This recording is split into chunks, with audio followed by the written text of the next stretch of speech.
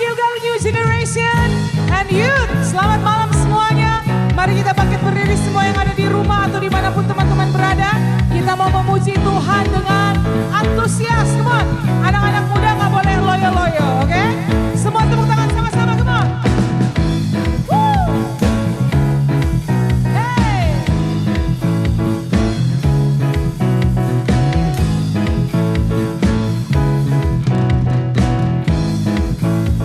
Sing it! You are here as we lift you up. You are riding on our praise.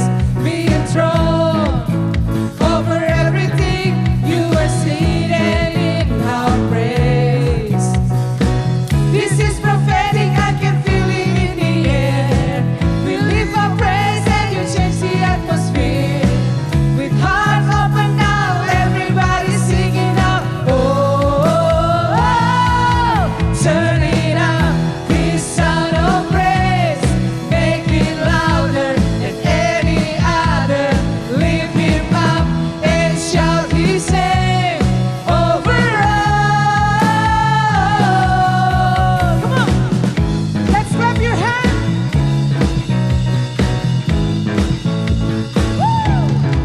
As we praise, and the privilege change, as your presence now invades. In the sound of the broken chains, prison doors are giving way. Sing it! This is prophetic, I can feel it in the air. We lift our praise and you change the atmosphere. With hearts open now, everybody singing out, I am free. Turn it up, this sound of praise. Make it louder than any other. Lift him up and shout his name over all. Turn it up, this sound of praise. Make it louder than any other. Lift him up and shout his name over all.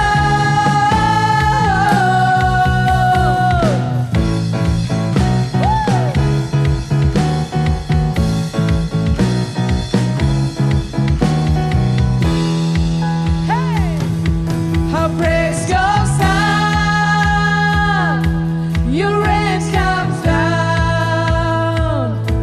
Our praise goes up, your rain comes down.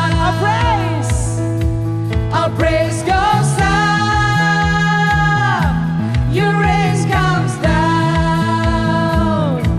Our praise goes up, your rain goes down. We shout your praise, we celebrate. King of glory and praise. You are riding on our praise.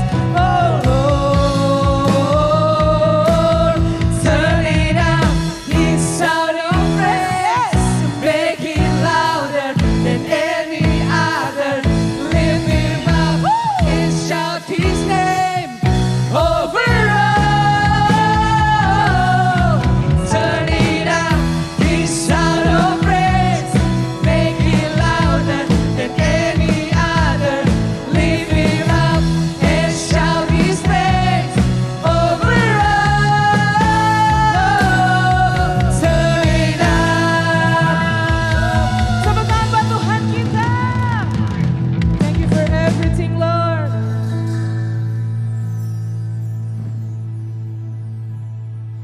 Because you are our Savior, our Father.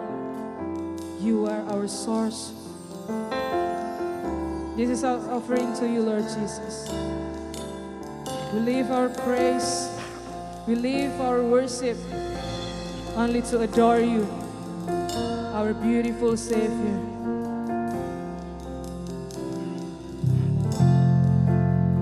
Yes.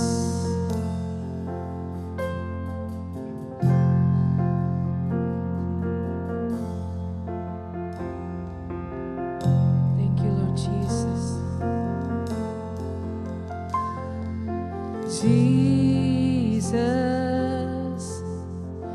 beautiful Savior,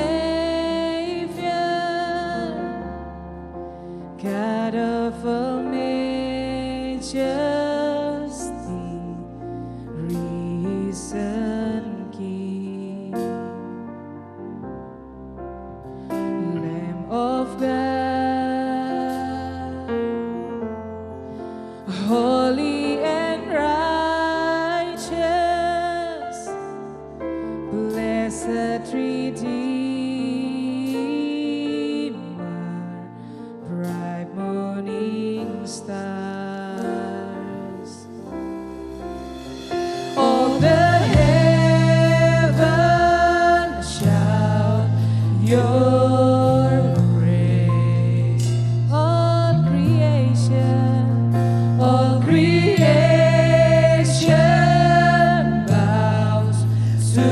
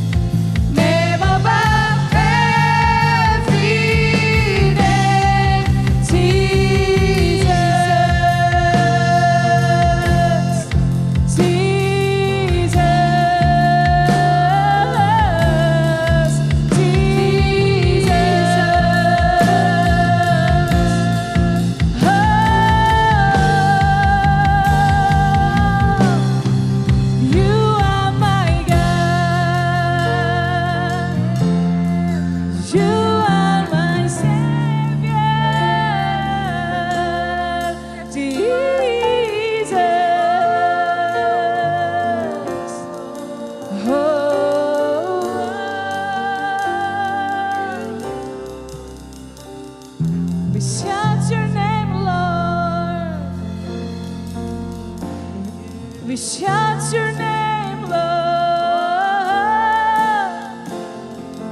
You are our God. Yes, you are our Savior. Jesus. Jesus.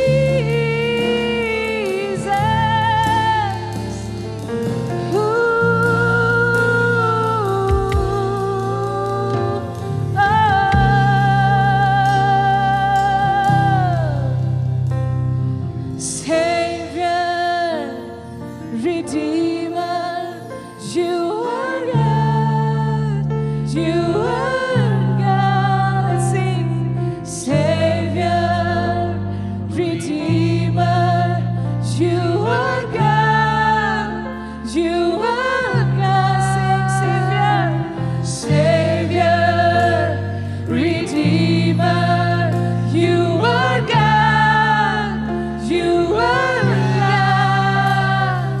Savior, Redeemer, you are God, you are. We want to be glad. Come on. Savior, yes, Redeemer, you are God, you are God.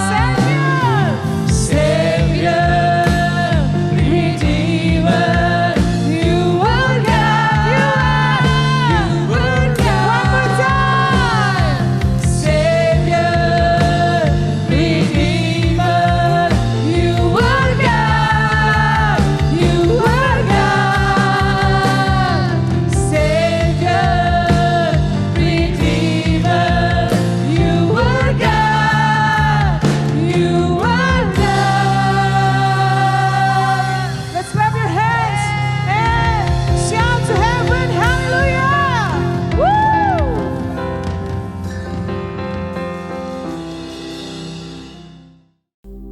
Hai guys, gimana kabarnya sekarang? Semuanya sehat-sehat kan? Pasti sehat dong. Oke, saat ini kita mau denger sharing firman ya. Namun sebelumnya kita doa dulu yuk. Mari kita berdoa. Tuhan, terima kasih untuk hari ini Tuhan. Tuhan sudah berikan kami Tuhan kesehatan, Tuhan berikan kami kekuatan Tuhan. Sehingga kami anak-anak muda Tuhan di tempat ini, kami mau mendengarkan firman Tuhan, dan biarlah firman Tuhan ini Tuhan bisa menolong kami Tuhan dalam menjalani hari-hari kami ya Bapa. Dan apapun yang kami kerjakan, biarlah itu semua bisa menyenangkan Engkau. Terima kasih Bapa, terima kasih dalam nama Yesus kami berdoa dan mengucap syukur, haleluya, amin.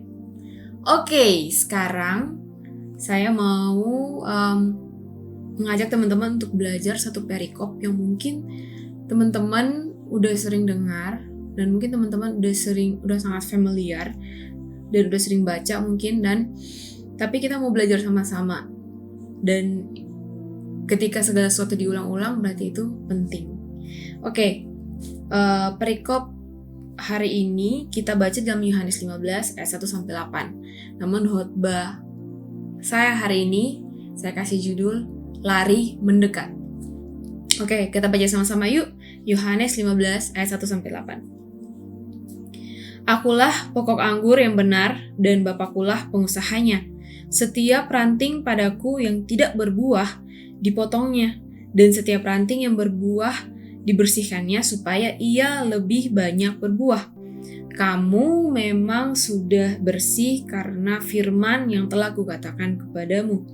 Tinggallah di dalam aku dan aku di dalam kamu.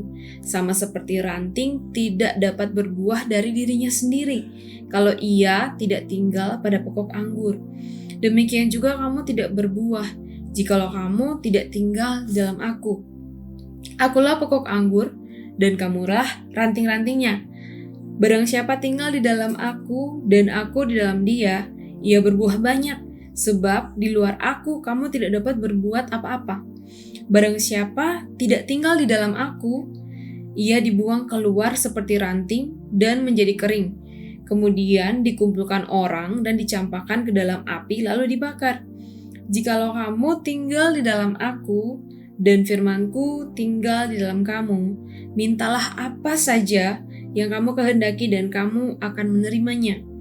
Dalam hal inilah Bapa-Ku dipermuliakan, yaitu jika kamu berbuah banyak dan dengan demikian kamu adalah murid-murid-Ku. Oke. Pertama-tama saya mau bilang ke teman-teman bahwa ada ranting yang berbuah dan ada ranting yang tidak berbuah. Ranting yang tidak berbuah akhirnya akan dipotong. Dan ranting yang berbuah akan dibersihkan. Lalu mungkin teman-teman akan khawatir bahwa apakah aku adalah ranting yang berbuah atau tidak? Apakah mungkin aku adalah ranting yang tidak berbuah? Lalu kapan kita akan dipotong sama Tuhan? Itu kedaulatan Tuhan. Nggak usah kita pikirin hal itu. Namun ada ranting yang berbuah. Ranting yang berbuah itu akan dibersihkan agar ketika selesai dibersihkan dia akan berbuah lebih banyak. Dan satu hal yang pasti adalah ketika ranting tidak tinggal di pokok anggurnya, maka ranting itu pasti tidak akan berbuah. Nah, dari ayat ini saya ingin teman-teman melihat satu hal yang sangat Tuhan rindukan, satu hal yang sangat Tuhan inginkan yang kita lakukan, satu hal yang sangat penting bagi Tuhan sehingga Dia mengatakannya berulang-ulang, karena segala sesuatu yang diulang-ulang adalah penting, yaitu adalah tinggallah di dalam Aku dan Aku di dalam kamu. Itu adalah hal yang sangat Tuhan rindukan. Tuhan sangat rindu untuk kita, anak-anaknya, bisa tinggal di dalam Dia dan Dia bisa tinggal di dalam kita. Hal ini sangat penting buat Tuhan. Makanya di perikop ini Tuhan mengulang-ulangnya lebih dari satu kali.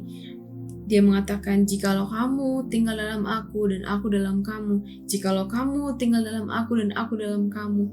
Dia mengulang-ulangnya sehingga ini adalah hal yang sangat penting. Oke, kenapa hal ini penting? Saya menyimpulkan dalam 3 hal. Kenapa hal ini penting? Yang pertama, kenapa kita harus tinggal di dalam Tuhan dan Tuhan dalam kita? Karena ketika kita tinggal dalam Tuhan dan Tuhan di dalam kita, kita akan dibersihkan. Itu kita bisa lihat pada ayat yang ketiga. Kamu memang sudah bersih karena firman yang telah kukatakan kepadamu. Nah, dibersihkan artinya kita hal-hal yang kotor di dalam kita, hal-hal yang buruk di dalam kita, hal-hal yang rusak di dalam kita itu dibuang, dipisahkan dari kita. Bahkan mungkin ada yang perlu diperbaiki sehingga hal-hal itu diperbaiki dalam diri kita. Itu artinya dibersihkan. Dan Tuhan menggunakan alat untuk membersihkan kita dengan menggunakan firman-Nya.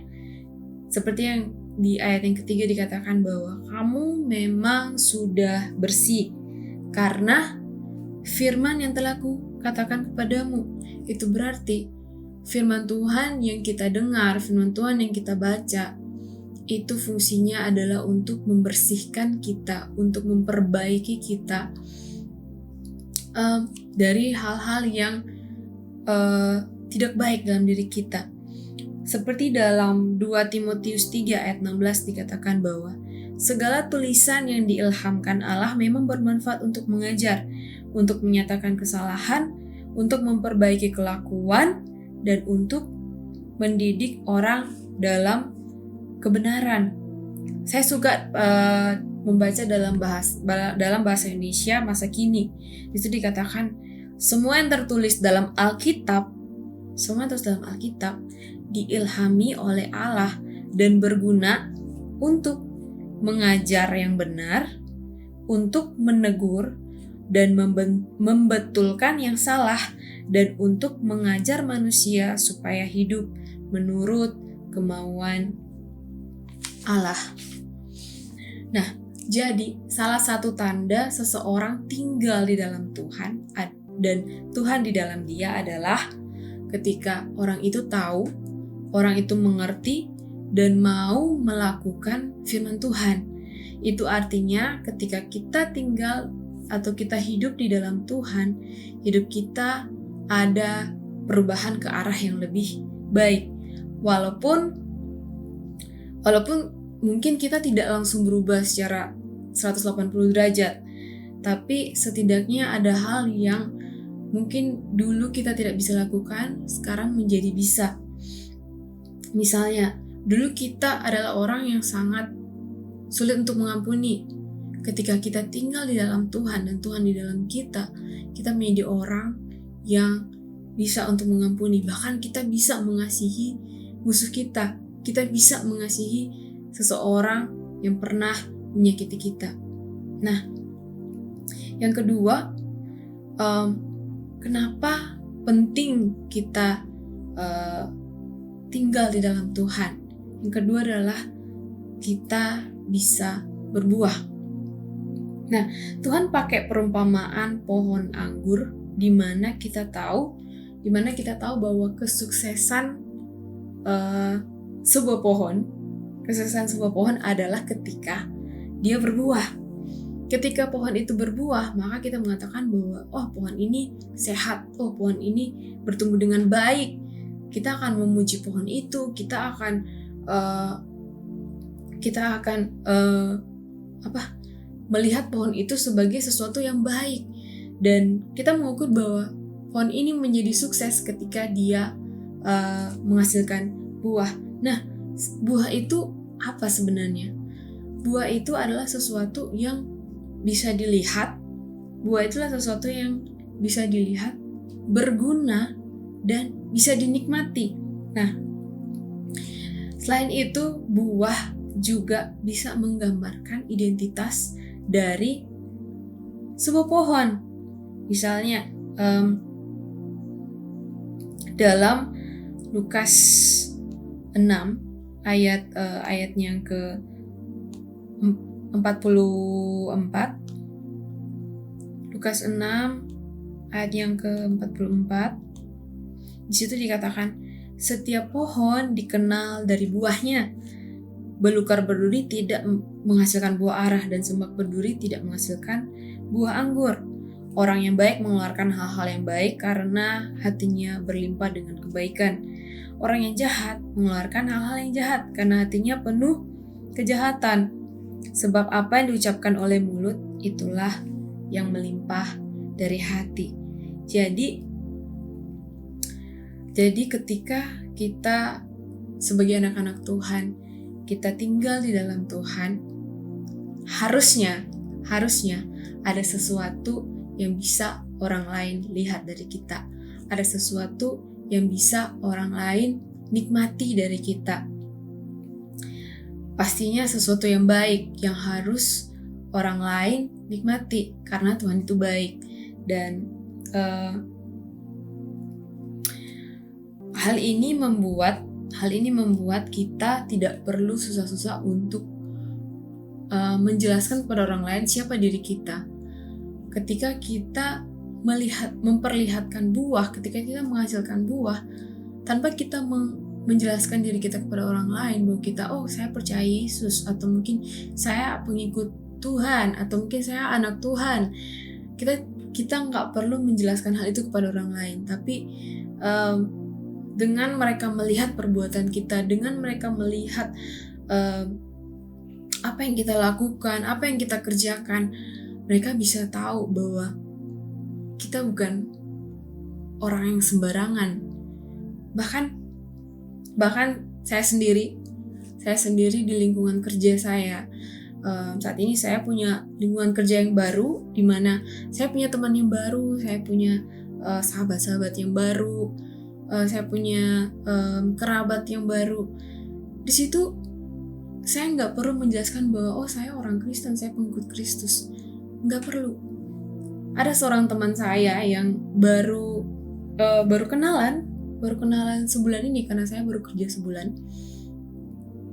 Baru kenalan, terus dia selalu bilang gini ke saya, dia bilang, iya, saya lihat kamu ini anak Tuhan ya, kayak gitu. Saya bilang, saya jadi malu sendiri, kayak, saya pikir, anak Tuhan gimana sih? Padahal saya tidak pernah mengatakan pada dia, saya tidak pernah kayak firman Tuhan berkata atau misalnya khotbahin dia atau apa, tapi itu keluar sendiri dari mulutnya, yang kayak dia bilang, iya, saya tahu kamu itu anak Tuhan kan, saya lihat kamu ini kayak anak Tuhan. Title itu yang saya biasa bingung, kenapa bisa itu keluar dari mulut orang yang menurut saya belum lama saya kenal, dan saya hanya melakukan ya seperti biasa yang bisa saya lakukan, yang seperti firman Tuhan ajarkan, untuk melakukan yang seperti yang di gereja kita ajarkan, nilai-nilai yang ditanamkan seperti antusias, punya integritas, excellent. Hal seperti itu yang saya terapkan dalam kehidupan pekerjaan saya, tapi saya nggak pernah kayak memikirkan bahwa mereka bisa menilai saya seperti itu. Tapi saya jadi aneh, kayak, terus kalian anak siapa, kayak gitu. Jadi kayak saya berpikir, ternyata saya nggak perlu susah-susah untuk jelasin ke orang bahwa saya ini pengikut Yesus atau dan lain-lain. Tapi mereka bisa melihat, bahkan banyak pertolongan Tuhan yang Tuhan nyatakan dalam kehidupan saya di rumah sakit, sehingga teman-teman saya itu kayak gini, kamu ini kayak bukan orang biasa deh, kayak begitu. Terus saya bilang, saya rakyat jelata, saya selalu bilang gitu. Tapi mereka selalu berkata bahwa nggak, saya yakin kamu ini anak seseorang, kayak gitu. Dalam hati saya bilang, iya, saya anak raja di atas segala raja. Seperti itu teman-teman. Jadi kayak buah itu jadi satu hal yang menarik dari pohon. Pohon itu hanya melakukan prosesnya. Dia berfotosintesis, dia makan dengan sehat, dia mendapatkan sinar matahari, tanpa dia expect bahwa one day dia akan berbuah. Nah, ketika buah itu tumbuh, buah itu bukan dia yang makan. Buah itu dinikmati oleh manusia mungkin, atau sama hewan. Buah itu dinikmati oleh orang lain. Bahkan dari buah itu lahir benih-benih dari pohon tersebut yang bisa jadi pohon lagi. Seperti itu. Jadi hal ini menarik ketika kita hidup di dalam Tuhan, ketika kita tinggal di dalam Tuhan, ketika Tuhan tinggal di dalam kita, pasti ada sesuatu yang orang lain bisa nikmati dari hidup kita, karena kita diciptakan untuk melayani, karena Tuhan selalu mengajarkan kita untuk kita bisa melayani, memberi lebih bahagia daripada menerima. Dan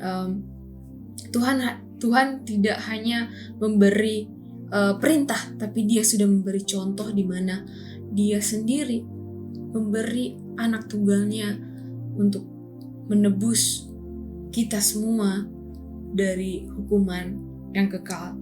Dan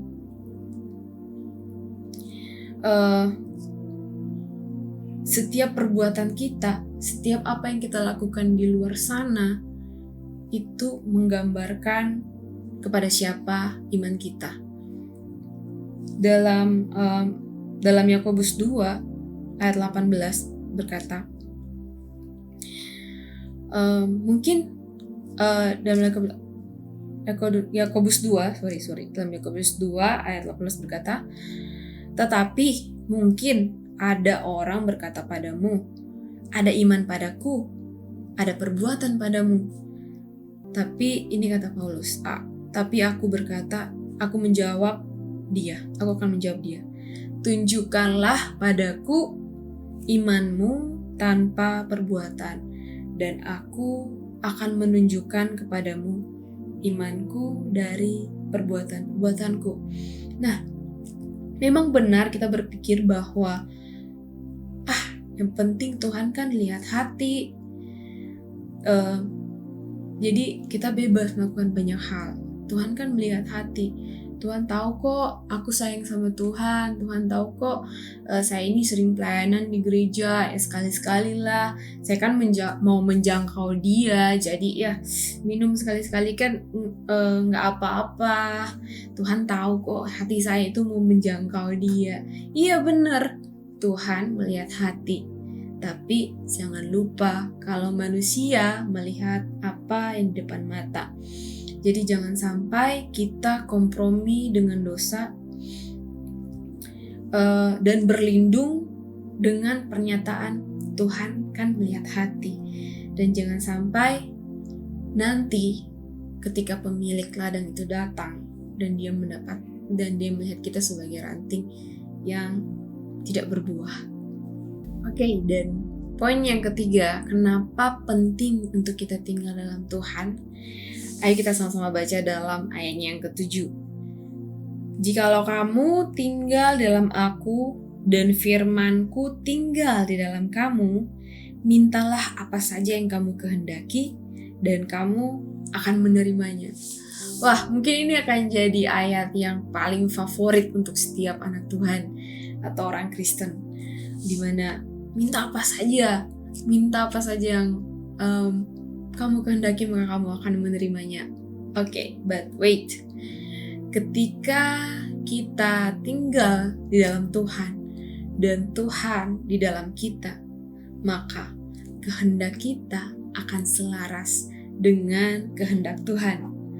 Mungkin dulu kita minta sesuatu yang memuaskan diri kita, menyenangkan diri kita, mengangkat pride kita.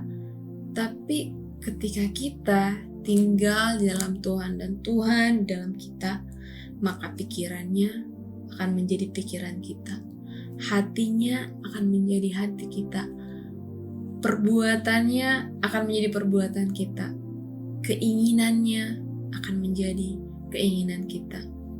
Untuk itu kehendak kita akan sama dengan kehendak Tuhan. Jadi misalnya kalau teman-teman ikut ibadah hari Minggu, waktu senior pastor kita, Pastor John, mengatakan bahwa tinggal itu artinya stay. Ketika kita stay, bukan hanya visit atau mampir, kita tinggal dalam sebuah rumah. Misalnya saya tinggal di rumah saya, kita akan mengikuti aturan-aturan yang ada di dalam rumah itu. Misalnya tidak boleh pulang di atas jam 10 malam. Misalnya makan harus di meja makan. Makan harus sekeluarga rame-rame. Nah, itu aturan yang ada di rumah saya, budaya yang sudah dibangun di rumah saya. Jadi ketika saya tinggal di rumah ini, maka apa yang menjadi aturan di rumah ini menjadi aturan hidup saya. Apa yang menjadi budaya di rumah ini menjadi budaya saya. Apa yang menjadi kebiasaan di rumah ini akan menjadi kebiasaan saya. Sama seperti ketika kita tinggal di dalam Tuhan, segala sesuatu yang Tuhan inginkan akan menjadi keinginan kita juga. Untuk itu pasti permintaan kita, kehendak kita yang kita minta kepada Tuhan itu semua pasti selaras dengan keinginan Tuhan. Oke, jadi itu tadi 3 hal yang aku simpulkan bahwa kenapa sih Tuhan kayaknya kok penting banget untuk tinggal di dalam Dia. kayaknya penting banget sampai diulang berkali-kali dalam satu perikop yang hanya 8 ayat ini, tapi tinggallah dalam aku dan aku dalam kamu, itu diulang berkali-kali, dan itu adalah hal yang sangat penting. Dan saya menyimpulkan ada 3 hal. Yang pertama adalah kita akan dibersihkan ketika kita tinggal dalam Tuhan. Yang kedua, kita bisa berbuah. Yang ketiga, kehendak kita akan selaras dengan kehendak Tuhan. Oke. Kita sudah belajar 3 hal itu, dan saya harap teman-teman bisa menerapkan dalam kehidupannya. Tapi ada satu hal yang ingin saya sampaikan ke teman-teman, bahwa ingatlah teman-teman bahwa perjalanan bersama Tuhan itu bukan hanya tentang 1 hari saja. Itu bukan tentang satu momen saja, tapi perjalanan bersama Tuhan itu adalah seumur hidup. Selama kita bernafas, kita memiliki perjalanan dan journey bersama Tuhan. Bukan hanya tubuh kita, tapi kerohanian kita juga memiliki journey bersama Tuhan. Ada kalanya kita akan merasa sakit. Mungkin saat itu kita sedang dibersihkan. Ada kalanya kita melewati musim untuk menunggu. Mungkin saat itu memang kita sedang melewati proses sebelum kita berbuah. Dan ada kalanya kita mengalami tiupan angin, bahkan badai yang mungkin hampir membuat kita lepas dari pokok kita. Dan jika teman-teman yang saat ini lagi ada dalam momen ini, di mana lagi merasa sakit, lagi merasa bosan dalam hal menunggu, lagi merasa tergoncang karena badai, mungkin ranting tidak bisa memiliki pilihan, tapi manusia memiliki keistimewaan, yaitu kita memiliki free will. Kita bisa memilih, dan please pilihlah untuk tetap melekat kepada pokok anggur kita. Pilihlah untuk tetap melekat kepada Tuhan. Kalau kita ingin lari, larilah mendekat, jangan lari menjauh. Larilah untuk mendekat agar kita tetap ada dalam Dia, karena di luar Dia kita tidak bisa melakukan apa-apa. Tuhan mengatakan bahwa kita adalah terang dunia.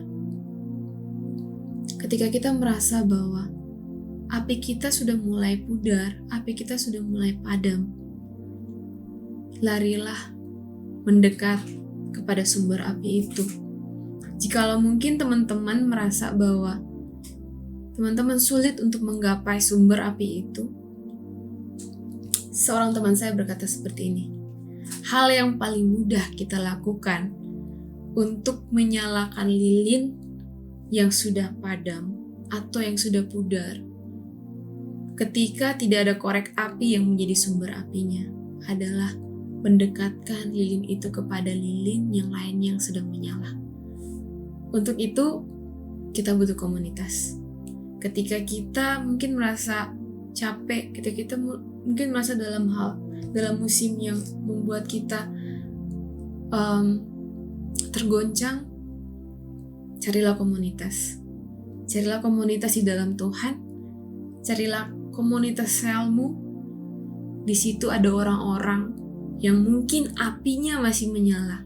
Dan ketika teman-teman dekat sama mereka, teman-teman bisa kembali terbakar karena mereka punya api dari Tuhan.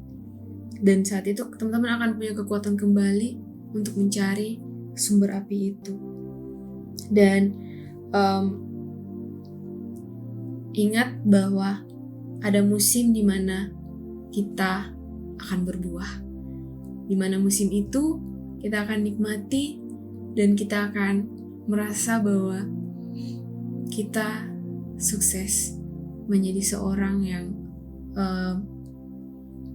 anak Tuhan, seorang yang bisa menyenangkan hati Tuhan, dan saat itu orang-orang bisa memuliakan Tuhan yang kita sembah. Oke, sampai sini dulu firman Tuhannya. Aku harap teman-teman semua bisa terbantu dan tertolong, bisa belajar sesuatu di masa-masa sulit ini, tetap untuk lari mendekat kepada Tuhan. Dan kita akan tutup firman Tuhan kita. Mari kita satu dalam doa. Tuhan, terima kasih untuk firman-Mu ya Bapa. Biarlah firman ini tetap berbicara dalam setiap hati kami Tuhan. Sehingga Tuhan, kalau kami mau lari, biarlah kami lari semakin mendekat kepada Engkau, bahkan semakin melekat Tuhan kepada Engkau Tuhan. Sehingga kami tidak mudah dipisahkan dengan Engkau ya Bapa. Namun Tuhan, kami percaya bahwa Engkau Tuhan yang tidak pernah meninggalkan kami. Engkau pribadi satu-satunya selalu ada dalam kehidupan kami Tuhan, yang menolong kami, yang memberikan kami kelegaan, yang memberikan kami damai sejahtera. Terima kasih Tuhan, terima kasih. Biarlah Tuhan, setiap kami boleh semakin kuat dan boleh tetap memiliki tubuh yang sehat, jiwa yang sehat, bahkan roh yang sehat. Terima kasih Bapak, terima kasih. Dalam nama Yesus kami mengucap syukur. Haleluya. Amin. Tuhan Yesus memberkati. Hai anak muda, ibadah kita sudah selesai, online service kita sudah selesai, dan saya mengajak teman-teman yang ada di rumah untuk kita bangkit berdiri. Kita mau terima berkat dari Tuhan, arahkan tanganmu dan kita akan terima berkat. Diberkatilah engkau anak muda, diberkatilah kuliahmu, diberkatilah sekolahmu, diberkatilah pekerjaanmu. Apapun yang kau lakukan ketika engkau takut akan Tuhan, maka Tuhan akan buat berhasil. Terimalah berkat dari Allah Bapa kita yang di surga, cinta kasih dari Roh Kudus, dan penyertaan yang sempurna akan menyertai kita dari hari ini sampai Tuhan jemput kita kembali. Tuhan Yesus memberkati. Haleluya. Amin.